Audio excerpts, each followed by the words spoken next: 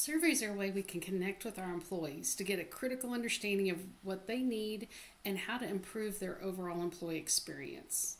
It allows us to analyze their feedback and use tools right inside Scissortail to do surveys rather than having to use an outside survey tool.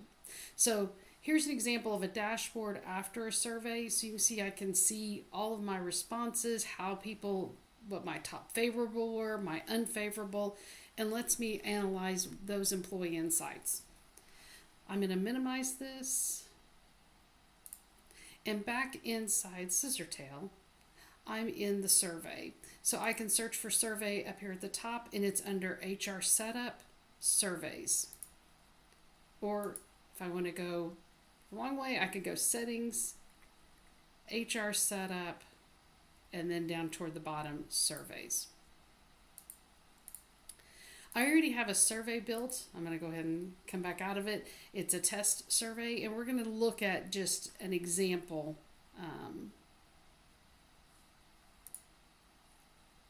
From my survey screen, I can add a predefined survey. There are 3 different ones created: a manager effectiveness index survey, a standard survey, and a weekly pulse survey.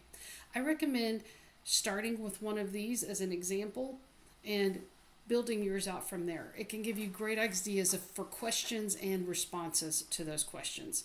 So I've already done this standard survey, so I'm going to hit cancel. You'll also notice there's an add new, so if you want to start from scratch and have no questions pre-built. So I've built this test one off of that standard. So when I come in, there's multiple tabs. I start out under Survey Definer. On the left, I have my toolbox where I can add questions. And on the right, I have some general information about the survey where I can give it a name, a title, a description, say if it's active. Is it anonymous, so I can allow employees to have anonymous feedback to me? What's the default language? And for navigation, do you show a preview? Where do your buttons show up? So lots of navigation details. But let's come back up here to the top. And here's an example of a question with they can only pick one answer rather than a multi-select.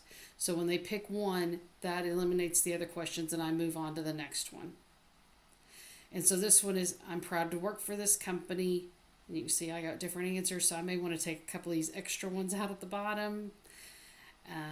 I've got one about energized, how I feel for my job. I'm going to scroll down past these single select questions because down toward the bottom there's an example of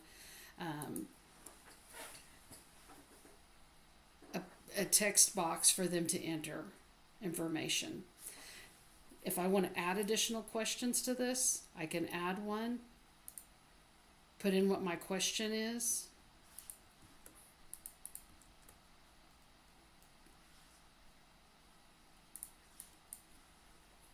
oops.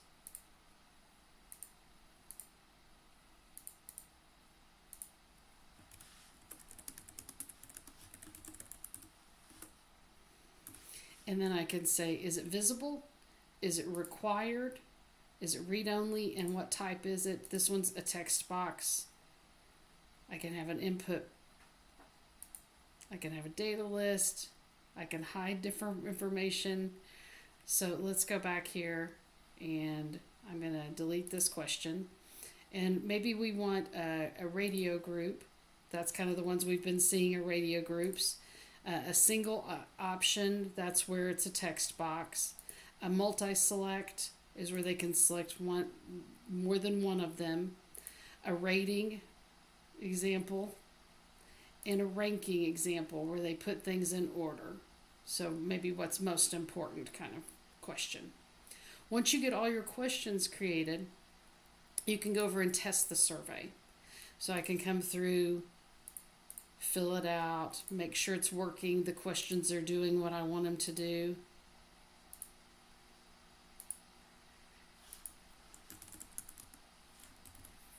And you can see my new ones I put down at the bottom. And maybe I can drag this one up. This one at the very top. There we go. So you can test it out. There's also survey logic. So think about if you wanted to ask them an extra question if they answered a certain way. So maybe on question 1, if they responded with strongly disagree, and I can even add additional conditions, maybe I want to skip to another question. Maybe I want to skip to question 3. And you can make multiple conditions, so you can have sub questions in that maybe you don't show unless they answer a specific way. And then translation is where I can translate into another, hit save, where I can translate into another language.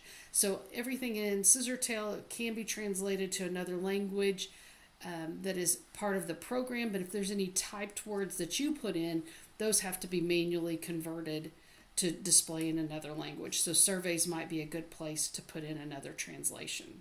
So that's how surveys work. Once you get done with them, then you can go back and look at things like this dashboard. So once they close, you can review them and see what the data looks like. If you have questions, turn in a support ticket. We'd be glad to help you with your surveys. Thank you.